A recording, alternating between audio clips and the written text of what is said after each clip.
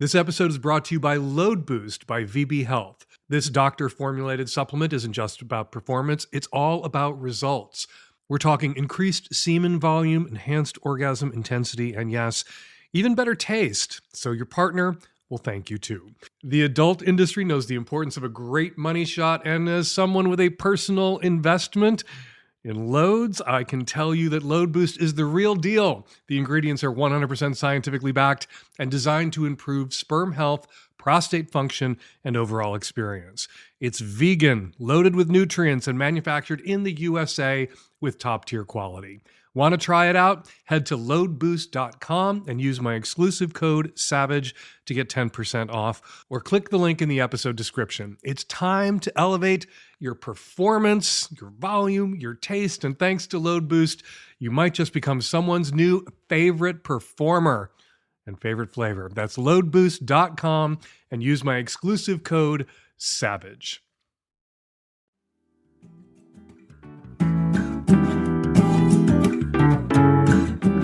You're listening to Sex and Television at savage.love.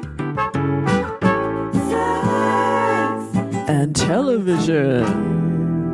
Hey everybody, if you can hear the sound of my voice, you are a Magnum sub or you're a micro listener. We're going to make this episode of Sex and Television, not Sex and Politics this time, Sex and Television, available to all of our listeners. Claire Perelman has been a guest on the Lovecast before. She is a certified sex therapist based in the Bay Area. Claire and I, after hitting it off on the Lovecast, have been getting together on Instagram Live every once in a while to talk about the TV shows we're watching. Mostly we've talked about Hunting Wives, which is a terrible show with a lot of crazy sex scenes.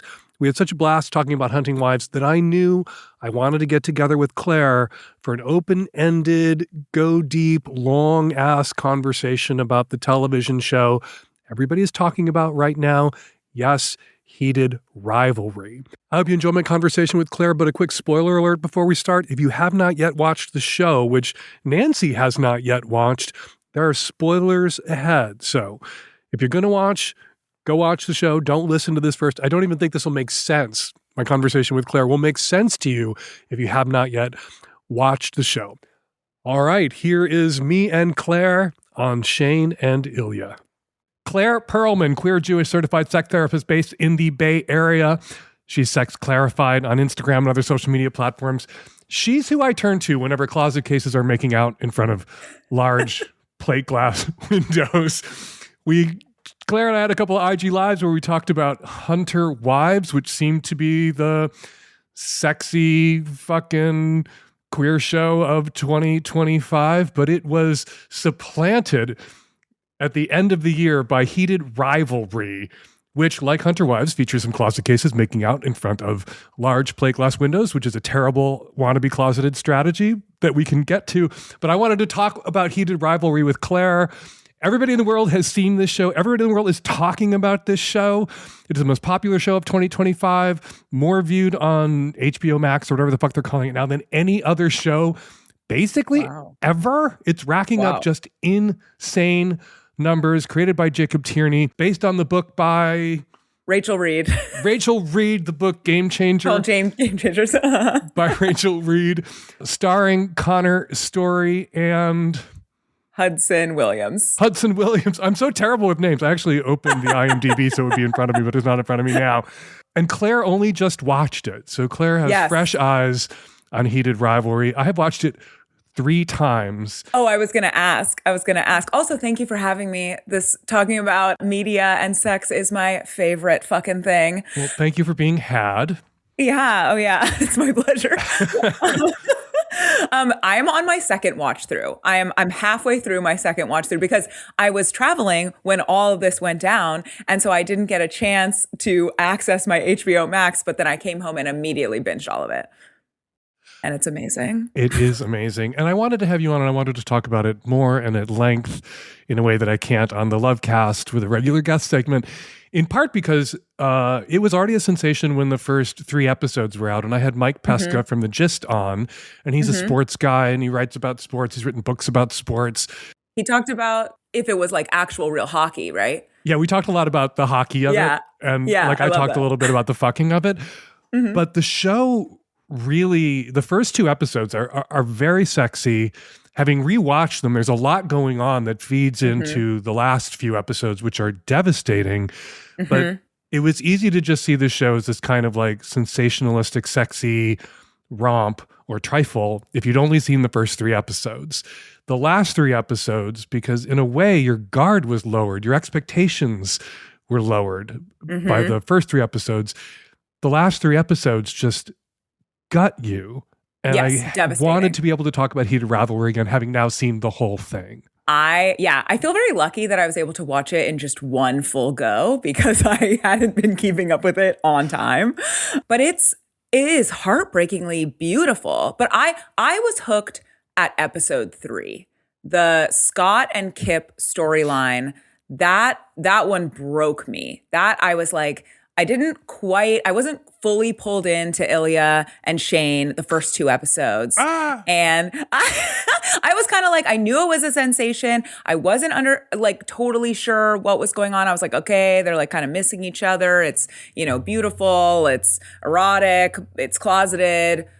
Where are we going with this? Like, obviously it's going to end in, someone dying or like never coming out. Like that was what, my fear always in watching a queer romance. Doomed romance. Doomed yes. love. Because if you haven't, you'd have to be under a rock not to know this by now.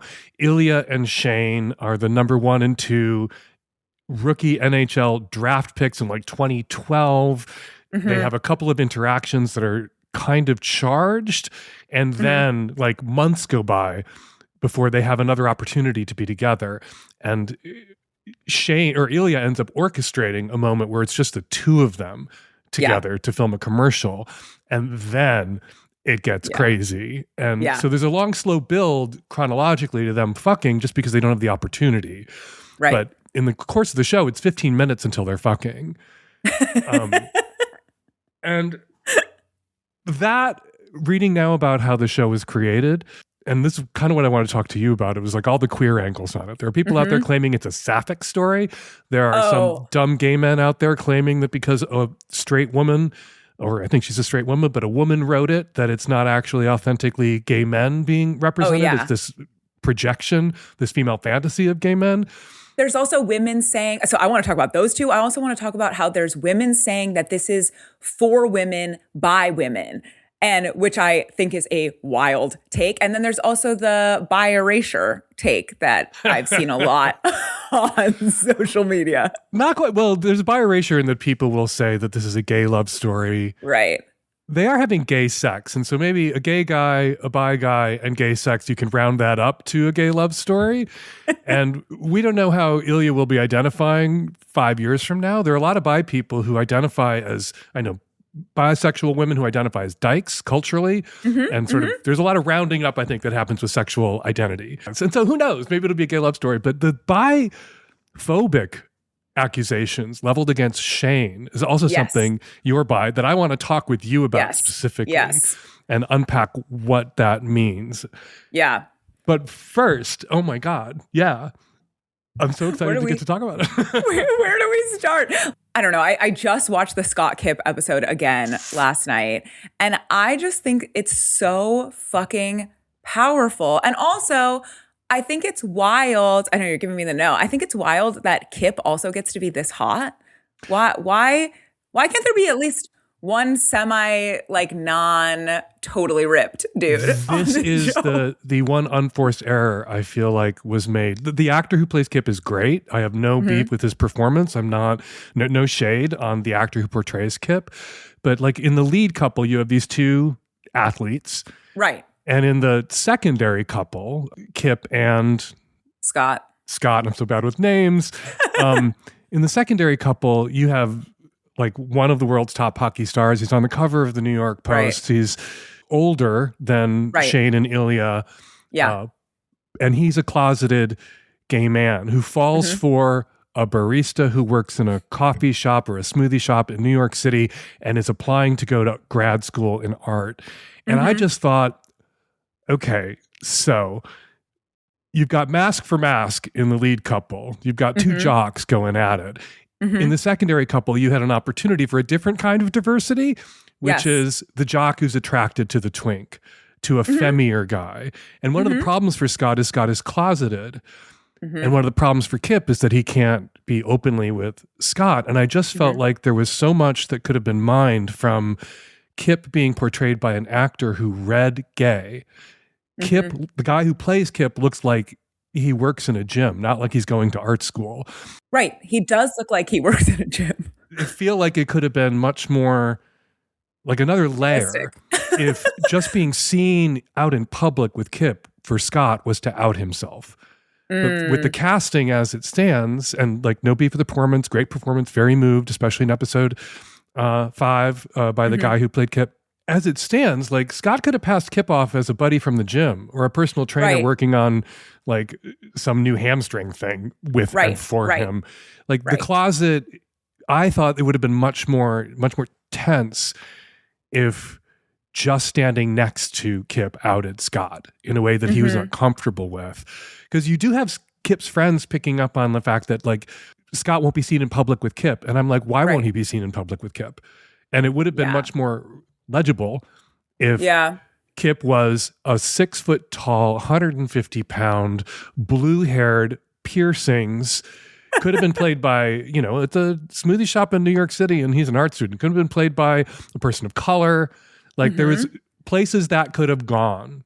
That there also could have been of Kip. Body diversity with that. He could have been a fucking rail thin, skinny twink. Like some masked jockey guys like other jockey guys, and some masked jockey guys like the opposite of who they are. Right. I also think he could have been a bigger person.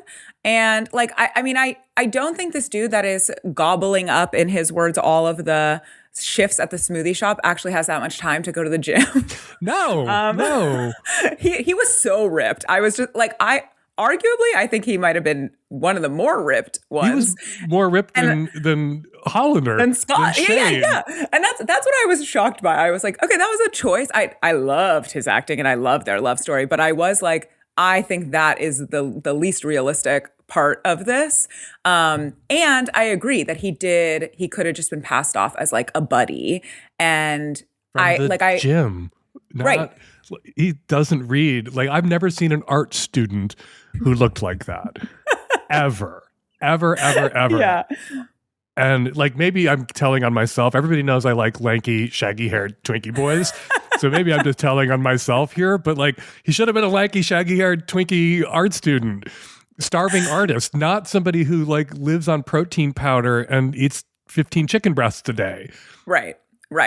Yeah. I did think that was very interesting. But I also, when the Scott Kip episode was introduced, I didn't understand why that was going to be so important until as people are saying, like the 6 minutes of them winning the cup, Scott's team winning the cup, and then bringing Kip down, and the whole twisting of the camera where it feels like everyone's there all at once was so fucking beautiful. And so, like, having now watched the show 3 times through, it is so layered. There are it really rewards a second and third viewing because you begin to notice things and layers to the depth of emotion, but just also what you're taking in but not quite consciously perceiving.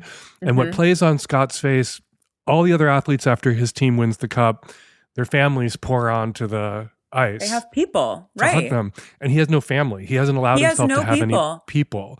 Right. And he's got one person there that he's holding at arm's length that he brings down, and like he just cashes all his chips in at that moment. Yeah. And like could potentially be throwing his career away. But he also is at the end of his career. Right. I mean, he accomplished the thing that he had been looking towards accomplishing. I noticed that he had no people when he invites Kip to come to his first game, his like home game or whatever. When he says, I have 2 tickets, no one's taking them. And my first thought was, why does this extremely famous hockey player who's the captain of his team, has done really well, this is his whole life, have absolutely no one to give these 2 tickets to? He's going to give it to this random barista guy and Elena. And that to me already read, I don't have people.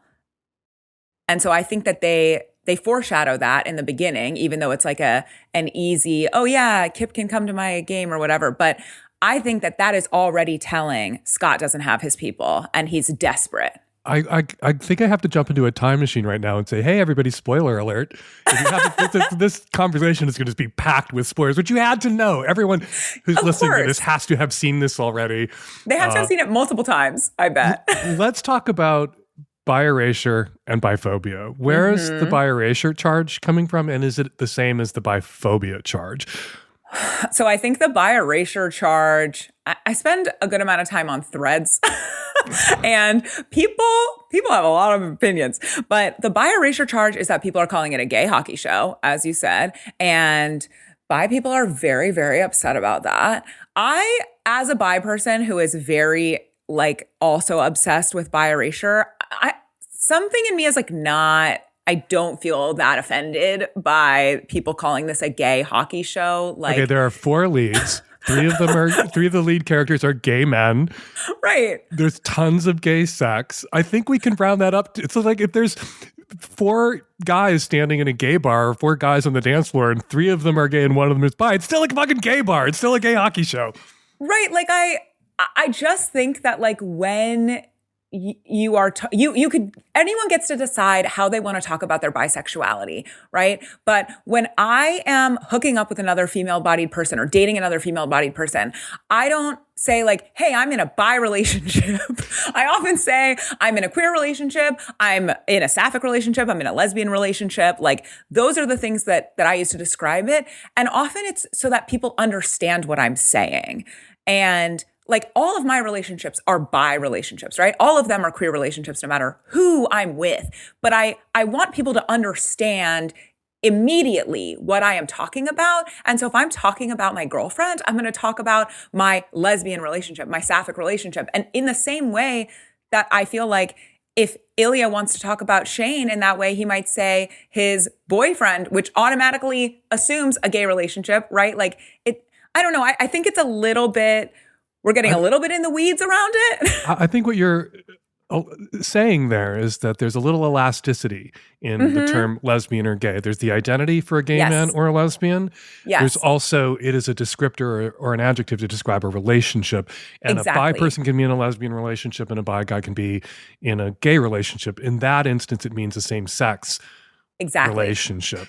Exactly. It blows my mind that anybody bisexual would complain about this show just because the portrayal of Ilya, who is the Russian hockey star, who is the rival of Shane Hollander, and there's sexual tension, not just competitive attention. They end up fucking. Oh my God, it's so good. Not just the fucking is hot, the fucking is amazing, but the fucking's amazing, but that's not why everyone stayed. The portrayal of Ilya. Like it's so fucking good. It's such a 3-dimensional portrayal of a kind of bisexuality that we only started talking about or naming a few years ago, which is the bisexual but heteroromantic or homo-romantic or bi-romantic person. We finally pulled apart bisexual from like who you can fuck and who you can fall in love with. And Ilya is the first, I think, prominent portrayal I've ever seen of someone who is bisexual but homo-romantic. I'm trying to think now if there's another portrayal. Obviously, I know people in my life. I will have to rack my brain on that. But I think that might be correct. But I also would argue that like, just like we don't know how Ilya is going to identify in 5 years, like we don't know if he's homo-romantic full stop, right? Like he might be biromantic overall, but have only fallen for this one man in life. I mean, I think that the other, a little bit unrealistic part is that they like hook up only, like basically date only each other, even though it's real under the table for like 10 years. Like I think the most realistic part was Shane trying to date someone else, even though it was a woman. But Ilya fucks everyone. And Ilya fucks everyone, but like episode 6, I've only ever been in love with one person. Right. Well, and it's not like Ilya didn't have opportunities to fall in love with women. There's a beautiful portrayal of Svetlana in the show, who's Ilya's best friend, but also Ilya's fuck buddy, somebody that Ilya does love, but doesn't love. He's not in love. Right. Yeah, Not that's in love true. with her. And so I think we can read into how many opportunities Ilya's had to fall in love with a woman and how much incentive Ilya has, Yes. considering the cultural context in which he exists, not just a professional athlete in a homophobic sport where there are no out gay athletes. And we know there must be gay athletes in hockey just by numbers, by percentages Yes. and probabilities. But also he's Russian. And there's this beautiful scene in episode 4 where Shane comes out to Ilya as gay, which Ilya laughs at because, of course, we're sucking each other's dick. Like, this is not a surprise. Right. But, and I want to talk about this too. I want to unpack this for Shane. Shane says, well, could we be together? Would you want to be together if we could? And Ilya says, we can't. Right. And Shane says, why? And Ilya looks at him and says, because Russia. Yeah. Yeah. He'll never be able to go home if he comes out, if he gets caught. And the stakes for Ilya loving a man are so high, which means the incentives for Ilya, if he was bi-romantic, just to like find this Svetlana that he could be in love with and not just love, are tremendous. And yet a decade of him fucking a million women goes by and nobody. Yeah. Yeah, that's true. I also think that he doesn't, especially as a Russian man, this part of the context is really personal to me. One of my exes was from the Soviet Union, and from like understanding that family dynamic and the cultural context of potentially any kind of queerness is very scary. And he does not allow anyone else to know him. Svetlana, he allows to know him. That one I think is like an available area for him. But I don't think he was ever that romantically into Svetlana as much as he loves her as a person. But Svetlana, second and third watching, you see the awareness. It's not stated, but you see these interactions between Ilya and Svetlana where she knows he can't love her, but it's not a her problem. You think it's a male? She knows She's that not a man. He can only fall in love with a man, which is why she doesn't take the rejection personally, because it's not personal. I always thought it was that she knew that he was in love with Shane. She also knew that he was in love with his coach's son. Remember in, what is it, episode? Which is her brother. That's her brother? Oh my God. In episode, that's her fucking brother. In episode 4, she smuggles Ilya's old, like, teenage fuck buddy boyfriend into this party and, like, arranges for them to meet in a bathroom together. Yes. And she leaves. She's like, okay, you guys have fun. She leaves assuming they're going to fuck. Yes. And he's not into it. And probably because he's down so bad for Shane by then. yeah, he's doing to Shane. But I'm pretty sure that's her brother. That's kind of the slip. I understanding that's her brother. He says to Shane, I've been with one other man. It was my coach's son. And then you first meet Svetlana, who is also the coach's daughter. And so it's interesting because you like hear this, and so you first meet her, and I was like, I'm gonna have to watch it a fourth time because obviously things I haven't picked up on in 3 viewings. And so I was like, oh, was this like a slip? Like he said it was his coach's son, but it wasn't. And then you meet her brother. I mean, she's an extremely chill person to date. Like I watched this whole thing and I was like, she's poly. She's so chill. She doesn't have a lot of jealousy here, but she does understand the constraints of their relationship. And so maybe you're right. It is that he's only romantic. I think if Svetlana knew that Ilya was capable of falling in romantic love with a woman, she would be wounded by his failure to fall in love with her. But she knows that Ilya is romantically attracted only to men. She knows that this boy, her brother, was the great love of his life as a teenager. And she isn't wounded by the rejection because she doesn't perceive it as a rejection, just as an impossibility. Yeah. I will agree to mostly agree and sort of disagree, because I think part of it is just she doesn't take it personally because she understands that she's also not in love with him. But I think she is. Oh, I don't think she is. Oh, that scene where she basically takes her leave and Shane knows how lucky he is. Shane and Ilya put each other on each other's phones as Lily and Jane, so that if their text messages are somebody looking over their shoulder, it looks like they're texting with a girl, even though they're talking about sucking each other's dicks in these text messages, which is so, like, there's so much about the story that like takes you back to the way gay people lived in the 50s and 40s and 30s. Yeah. Where you referred to your boyfriend with female pronouns and by a female name, so that if you were having a conversation about them and you were overheard, you didn't out yourself. So all this like she girl stuff that gay men still do is kind of this sometimes unaware, like just kind of cultural like legacy. It's just like kids singing songs from 600 years ago that are about the bubonic plague and playing, and it's just like kid culture has passed these on even though no one remembers what they mean or what they were about. That's sort of like she, her, girl stuff isn't just African-American vernacular English, it's also about a Polari. It was also like a white closet coping mechanism. And so like watching that like just gutted me. But there's this moment where Svetlana is basically taking her leave of Ilya and says, I hope Jane realizes how lucky he is. I know. And the it's best.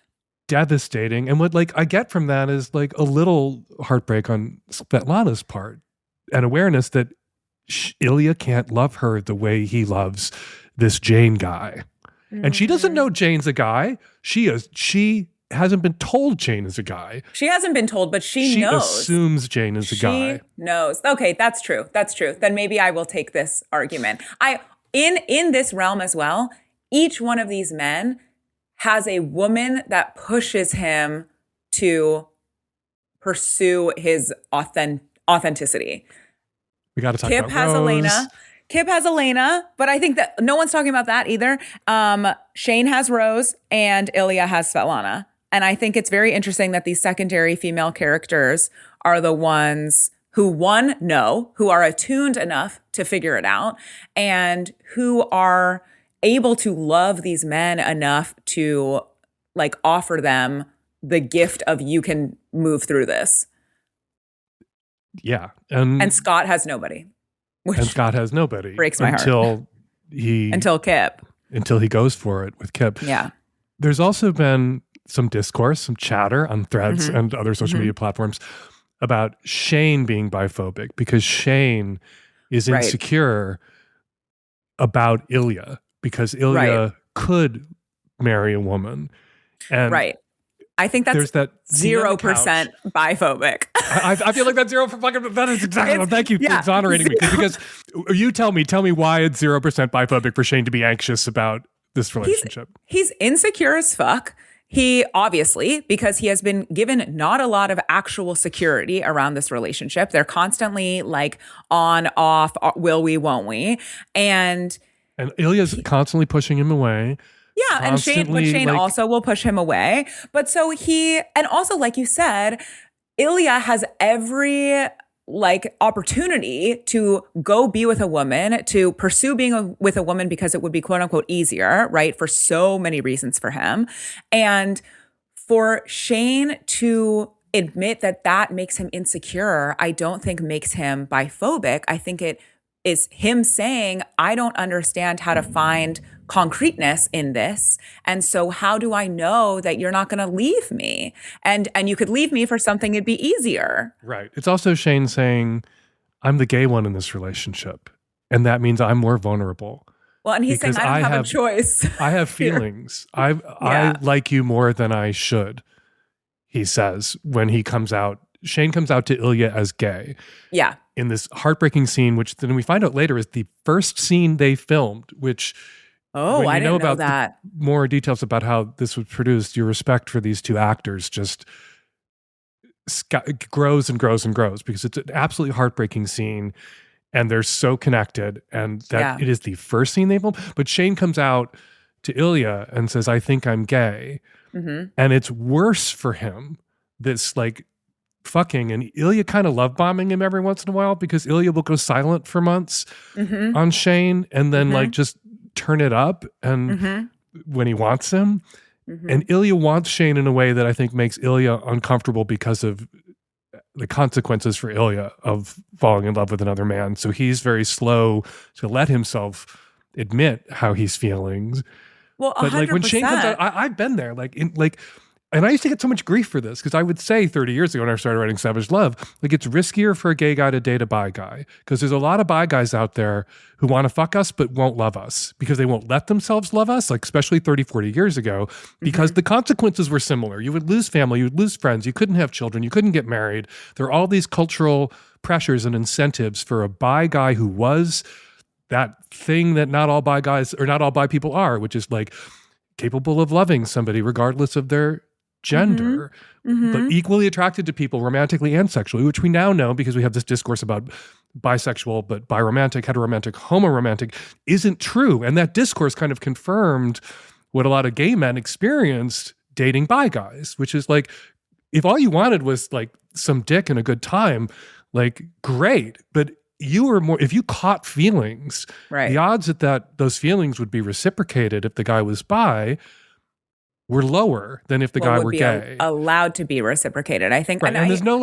automatic, like you fall in love with the gay guy, he's automatically going to fall in love with you. There's always risk, but like dating is about mitigating risks often, right? Especially in the 80s. And yes, it was a much scarier opportunity to move into your homo romanticism if you were bi then. But I also think even now, like, I think this is part of the reason why it took me until my mid-20s to come out, because when I had moments of like, oh, well, I think I could be really into being with a woman sexually and romantically.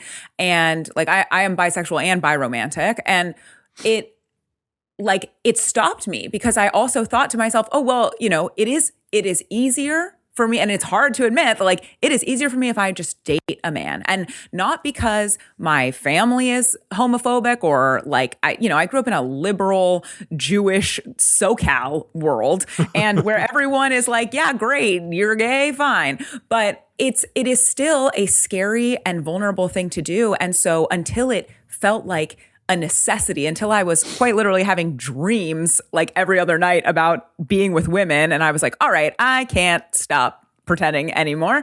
But I think that it is, if there feels like a choice, it can feel quote unquote easier. And that's not to demonize any bi person who's listening to this and thinking, well, I made that choice. And so like, that's not bad. That is simply like, understanding the context with which we exist. I understand. Like, I've been accused of being biphobic. What you just described, I understand that because I tried to be straight, because I tried to choose not to be gay. And for a while that meant identifying as bi and man, jacking off inside a woman while I was thinking about a guy, which they show Shane doing with Rose. Yeah. Like, he is thinking about Ilya, who went out to a club to pick up a woman he needed to get laid, chose to go home alone instead and jack off in the shower because what he really wanted was Shane, and he would rather be alone and thinking about Shane than be with a woman at that moment. But I tried to choose something else because of the incentives structure that existed when I was 15 years old. Yeah. That was pressuring me. So like, I understand why it took you into your 20s to accept and come out as bi, and why it takes bi people often longer. And I have less sympathy now, I think, for gay people who come out in their 40s and 50s, just because like you're not missing out, you're opting out. Like, I don't get that. Well, that's like, a whole other podcast. But I gotta say, like, I felt seen and validated because I was the gay guy who fucked things up with the bi guy because I caught feelings. And I was treated by like some of the bi guys I dated or fucked around with, like I had violated them by catching feelings. And that I was the worst, I was the sicker one, or I was the more fucked up one, or I was the problem because the fucking was great. And like Ilya basically says this, you know, what's the problem? We meet, we fuck, no problem. It's great. Right. But like the fact that Shane is catching feelings for Ilya because I like you more than I think I should. Like Shane is screwing it all up by having a heart and like falling in love with Ilya. And he's aware that like, in love with him. It's almost like his gayness is a problem. Like he wishes he would like Ilya, and that the assumption that Shane is making at that moment that Ilya doesn't love him or couldn't love him or wouldn't want to love him. Right. And like, well, because Shane feels like he doesn't have a choice. I was there. And I it's felt heartbreaking. Like I didn't have a choice. Yeah. Oh my God. And if I'd had a choice, I would have chosen something other than gay. I thought I did, and I tried. So like I have total sympathy and empathy for bisexual people who bury it or set it aside or identify as straight because I did that exact same thing. But then I didn't have the option. Right. And it's loving somebody of the opposite sex, and because I just couldn't, I wasn't capable of it. And it wasn't fair. I had roses. I had a, girlfriend, and it wasn't fair to them what I was doing. Like I had hollowed her out and I was using her as a closet. And the scene between Rose and Shane, when Rose, who's this movie star that Shane meets in a bar in Montreal, who's in town shooting something, and they click as friends. She becomes his Svetlana, really, his confidant, and someone who knows him in some ways better than himself. That scene in the restaurant where she coaxes Shane, makes Shane feel safe coming out to her. She's the one who brings it up. She's the one, because also I think the context with which she does it in saying that I've had, 80% of my boyfriends have been gay because I've been in theater, which is one, heartbreaking for her, right? To have a bunch of men who she is attempting to be romantic with not actually be that into her romantically and sexually, but two, to be able to lovingly approach Shane with that and say, like, I'm wondering if that's part of what's happening here, and allowing him, that's the first person he comes out to. She knows what it's like to be jacked off inside by a gay dude who's in the closet because she's been through it. She recognizes the signs. So sad. And she has empathy for, although Shane was, I don't think Shane was consciously using her. Shane had not yet fully accepted himself as gay at that point. Right. Rose is his last desperate attempt to see if he can't do this. Yes, 100%.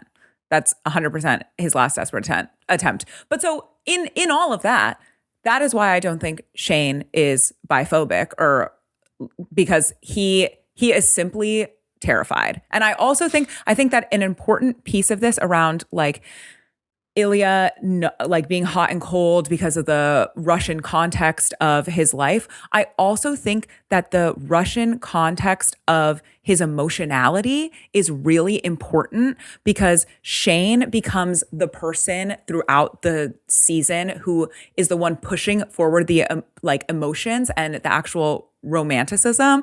And I know from being in relationship with someone who was raised in that culture that being vulnerable emotionally as a man is almost impossible.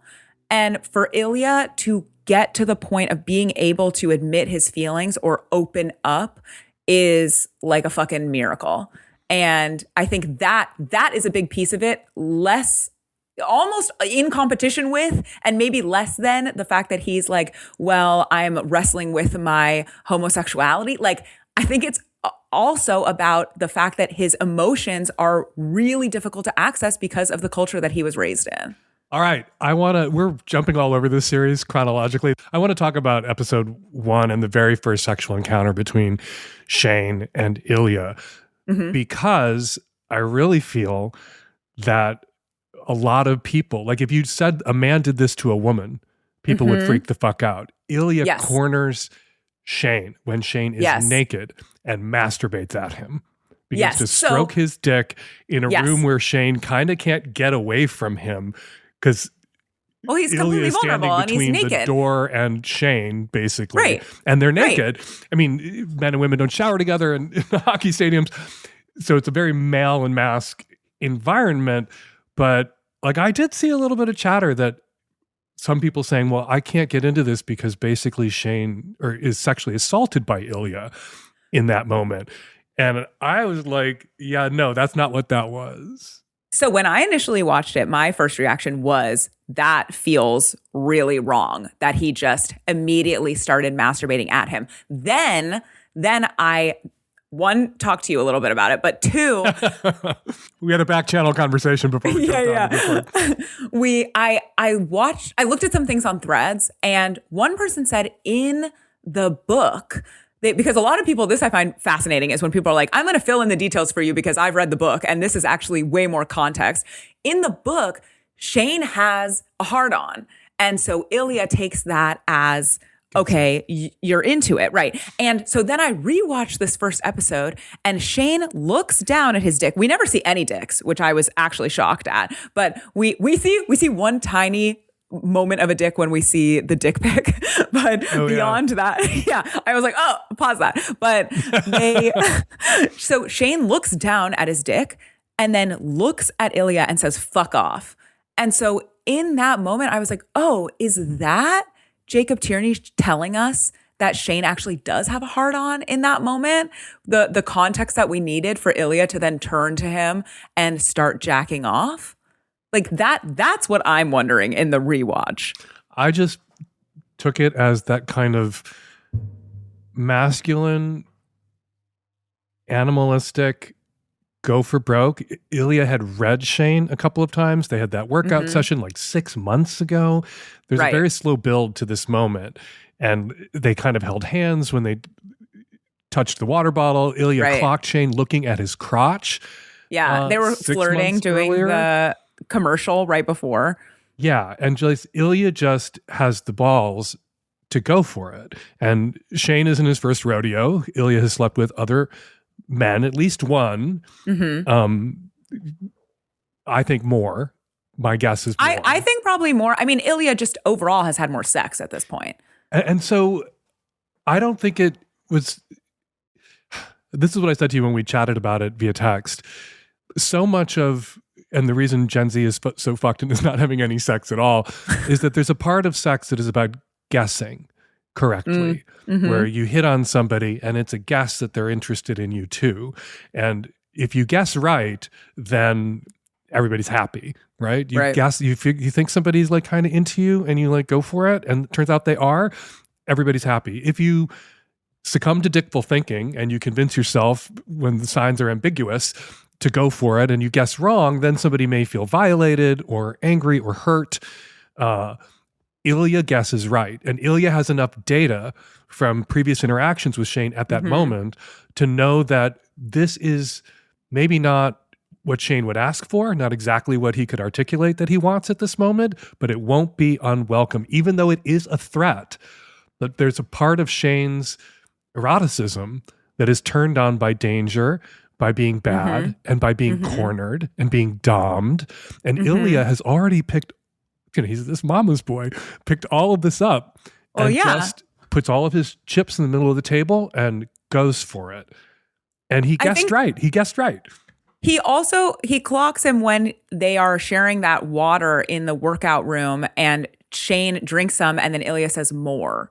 And Shane does obeys. it. Full eye contact. Obeys yes. Ilya. And already Ilya topping in that him. moment knows Shane likes being ordered around. Yeah. There's one thing I want to talk about, like, and this is, whether it's a gay story, whether it's like women playing with gay dolls, whether it's a sapphic story, I think it's very, Jacob Tierney, who created it, who adapted it as a gay man, I think it's, I see gay all over this, and the sex is gay.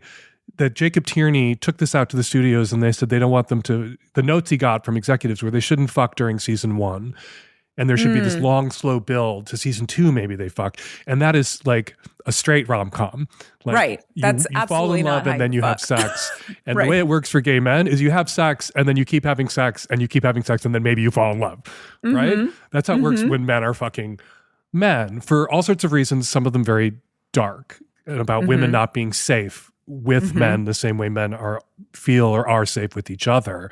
But for me, like, one of the grace notes of this that I was just like, I feel seen as a gay man, was the scene when Ilya's in Russia at his spoilers, father's funeral. And Ilya's very upset and he calls Shane in this emotionally needy way, not just sexually needy. And Shane tells Ilya, just tell me what's on your heart. Just talk to me. Say it in Russian if it's easier, and I'll just listen. And Ilya pours his heart out. And what he says at the end was that he's just so desperately in love with Shane, and he's saying it in Russian, so Shane does not hear this or understand it, and he doesn't know what to do about it. And there's this moment before Ilya says, basically, I love you to Shane for the first time, but he's not ready for Shane to know it. So he's saying it in Russian. And there's this pause, and he's in Russia where there are anti-LGBT laws. People can't be out publicly, where people have been arrested for being gay or in a gay relationship. And there's this pause before he says, "I love you" to Shane for the first time. And a cop car goes through the shot with its lights on. And it's just I like, don't think I oh my saw God. that. So much of the show is so intentional, so much of the construction of it. Either Jacob Tierney did that on purpose, or that He happened fully by did that on purpose. accident, but I have to think it was done on purpose. And then the thing that made me go, this is a show about gay men that I recognize, and not a projection of a straight woman's fantasy where they can enjoy male sexual aggression without feeling complicit in the oppression of women, or the way women are terrorized or violated by males because it's two men going at it. It's not Ken dolls, right? It's not G.I. Joes. After that, everyone talks about that moment, and Shane saying "I love you," or Ilya saying "I love you" in Russian to Shane for the first time, and how heartbreaking that scene is, and how moving that scene is. And I just want to say, stick around. I'm sure everyone does, but it doesn't quite register, because the first thing out of Shane's mouth at the end of that conversation, they could have ended the scene right there. First thing out of Shane's mouth is like, "You should teach me Russian." Yeah. And then Ilya says, "Yeah, but only useful phrases like, 'Yes, daddy, harder, please.'" And they just pivot effortlessly back to the hardcore, aggressive, dom sub gay sex that they have, and their erotic connection. And it's not walled off from, at that moment, from their feelings for each other, the depth of their feeling for each other. It is an outgrowth. The depth of their feelings for each other is an outgrowth of their sexual compatibility and how they've clicked and how they've connected erotically. And that Jacob Tierney just like keeps going and gives us this moment where like, oh, it's love. Oh, hearts and Heartstopper and like butterflies and shit flying around. Right. It's love. And then Jacob Tierney wants us to remember that love for them is Ilya holding Shane down and pressing his face into the mattress with a hand on the back of his head while he fucks the shit out of him. And like, as a gay guy, I was just like, oh my God. Yeah. Yeah. But I think love for them is part of the erotic. But I also think, yes, that one, it was beautiful and I was so moved. But as a woman who has held sex so deeply as part of my identity and the way that I move through the world, that is also, and my profession, but that is also what my love looks like. Like, I think that not only is it gay men, like I think it is people who are able to center and weave in the erotic into their romantic life, which is what I hope everyone is able to do and what I like try and help my clients do. But I think that it is not actually so narrow that it is only for gay men in that way. I think it is for anyone who is able to hold the eroticism with romance. What's interesting about what you just said, and I want to highlight it, is this is a portrayal of and a romanticization of male sexual aggression. And the problem for women moving through the real world is the fact of male sexual aggression and the danger it presents. So I think there's this onus on the creator of any sort of media that portrays an opposite sex relationship, where you have to be very careful with the gasoline of male sexual aggression, with romanticizing it. And so I think that in sex as it's portrayed between opposite sex couples, there's this like shying away from what can be hot, even for a woman, about male sexual aggression.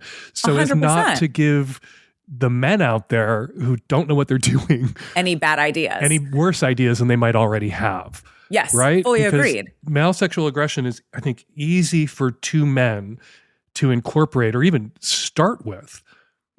Whereas when a woman is interested in a man, she's really assessing him as to whether he's able to contain and control his aggression sexually so that she can enjoy parts of it without being murdered by him. Absolutely. By him. We're constantly assessing for our safety at all turns. Which is something that I'm always saying to the straight guys who listen to the show. Like, you have to project yourself into the woman's experience if you're straight and control for fear.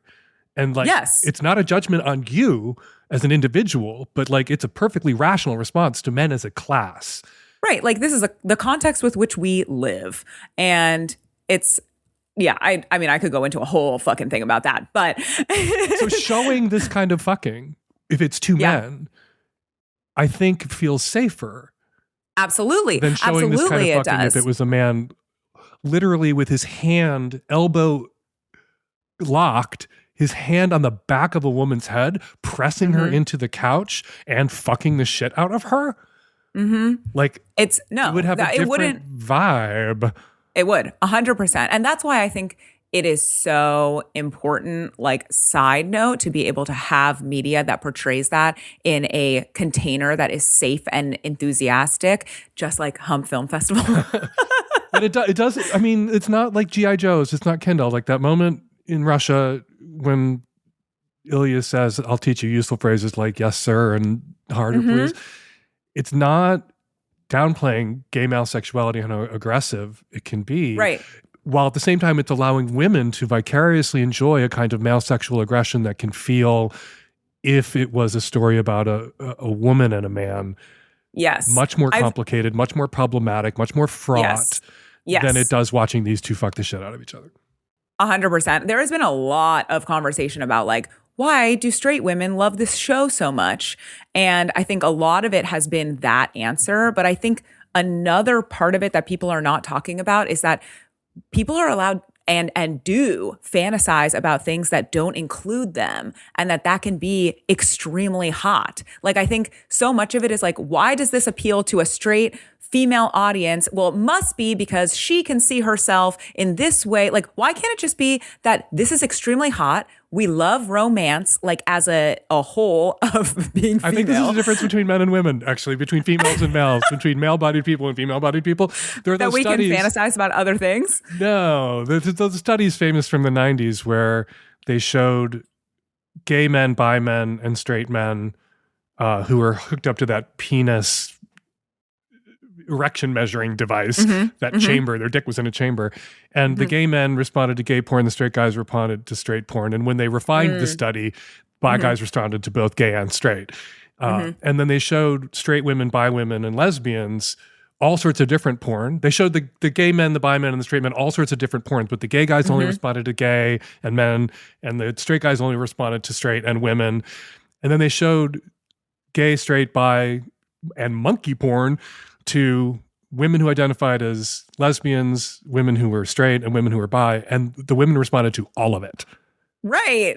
And I think that's a kind of a fundamental, essential truth about one of the differences between male and female sexuality as lived, is that it's not just this vicarious enjoyment that women can take in, or people who are assigned female at birth can take, but that this like just penumbra of eroticism that can turn women on, whereas men, I think, are a little bit more narrowly focused to our not to our benefit. It would be great if we were as like omnivorous as women are erotically, but we aren't. We tend to be a little bit more OCD about our. I think you could cultivate it a little bit. I do believe there's hey, I watch a lot of straight porn every year, judging Hump. Like, I have cultivated the shit out of it, but I'm still not firing up the straight porn when I'm home alone.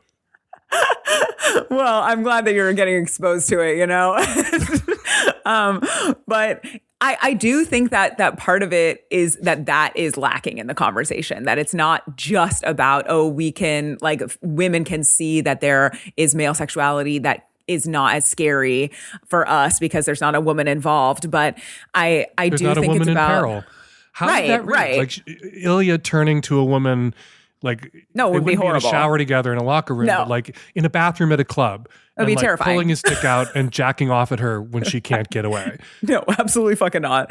And I just think that, like, we need to be able to expand our idea of eroticism to include more than what we just want. Like, I really want people to understand you can fantasize about things that I can't do it. Things you want to do in reality. It's not like I have to be like a center of the universe syndrome or have to be the main character. But like, for a fantasy to turn me on, it has to plausibly involve or implicate me somehow. And like, I can't watch lesbian porn and go like, does nothing for me. Even the like penumbra of eroticism does nothing for me. I think it's so interesting. But I'm also one of those weird, like I've talked about with this with masturbation, like with my readers, and realized I was an outlier in that, like, somebody said, is it disrespectful to jack off about a dead celebrity?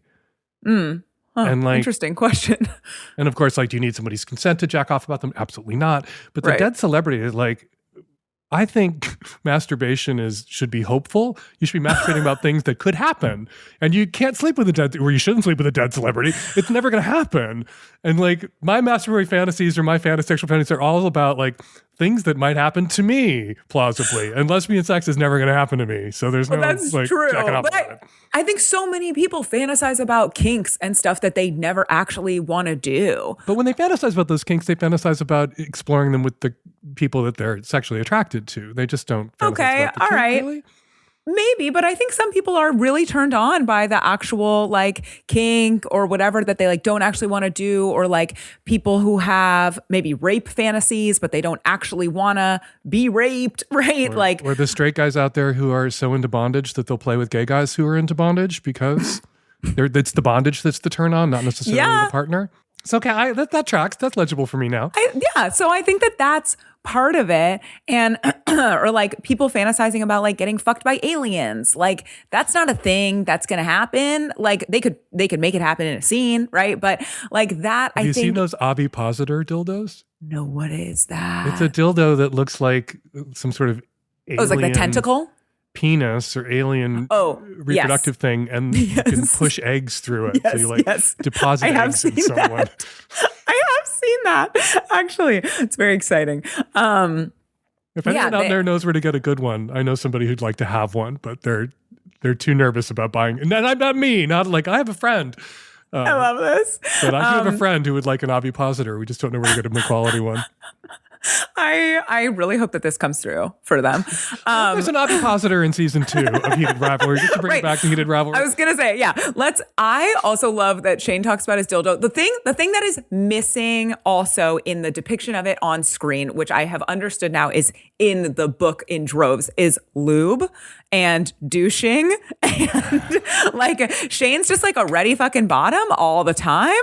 I'm with Jacob Tierney. We didn't need to see him douche. One thing that did come up online, not to make this all just like reacting to the biggest idiots on the internet, but were mostly women freaking out about gay guys joking about when Shane and Ilya have their first threesome. And them being not monogamous when they grow up as a gay couple. And there were women jumping in to say, how dare you? And gay men saying, do you know anything about gay relationships?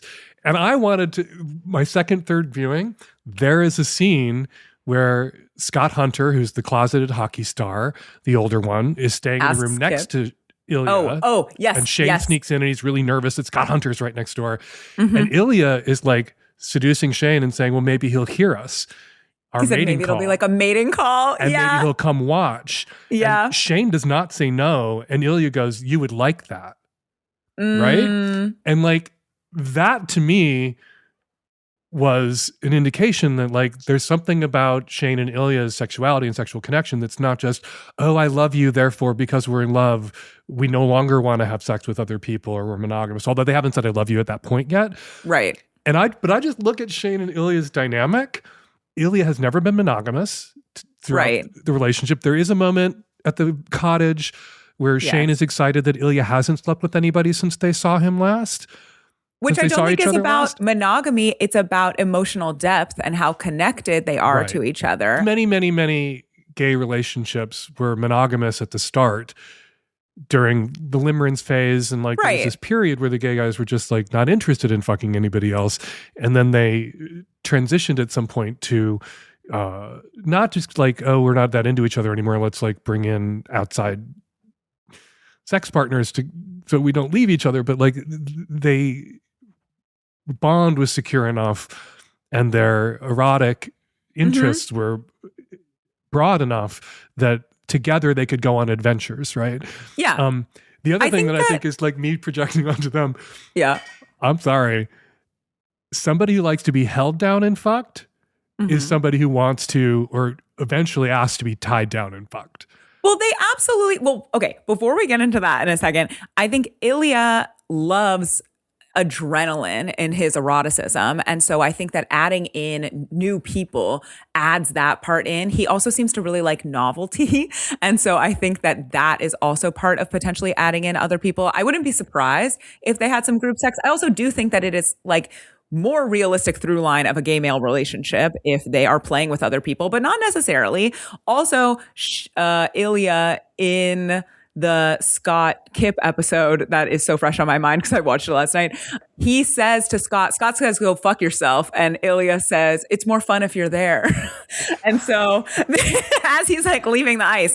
So there is all of that kind of setup. I doubt they'll fuck actually Scott, but you know, maybe some other cutie. I think it's one of the genius things about this show is that we can all see ourselves in these characters. Yes. There are people out there who are monogamous and who are women who see themselves in Shane and Ilya, or see their ideal relationship in Shane and Ilya's relationship, and the ability of straight people to identify with gay characters, whereas that didn't used to be a thing straight people were capable of doing. We had to look for gay-coded characters who were in opposite-sex relationships in media to find ourselves portrayed, often by gay writers like Tennessee Williams, who would write gay characters, or Edward Albee.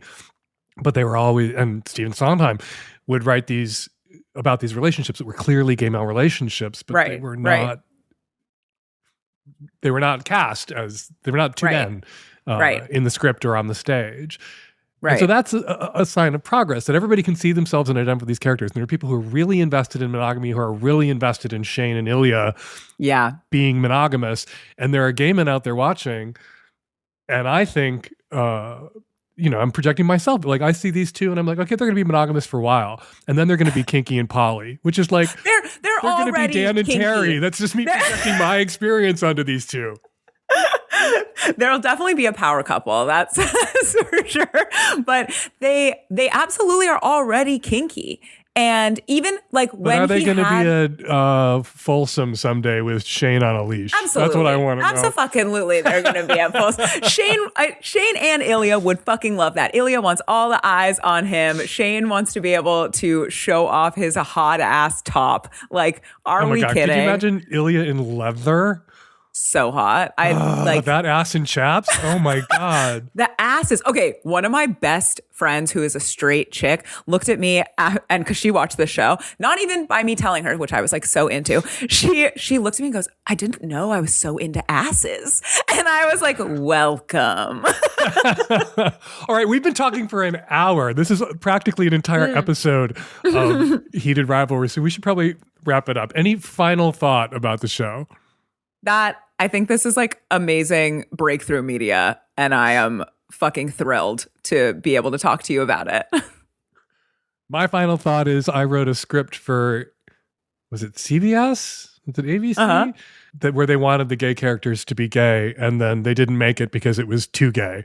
And it was probably 80% less gay than Heated Rivalry. And I want to like find the executive who killed it and like hit her on the head with the script. Gay men wouldn't do this. Literally said to me in a meeting, gay men wouldn't do this. And I'm like, You're like, I know gay men. This is a documentary, actually, what I've written. An autobiography.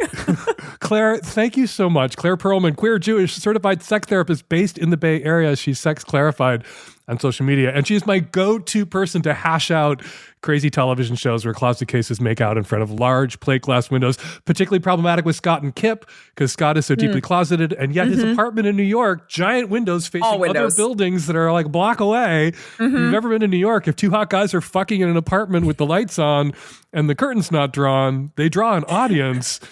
And yet, I think it's a little poetic license we will allow Jacob Tierney in this show because everything else is just so pitch perfect and spot on. We loved it. Thank you so much for having me. This was so fun.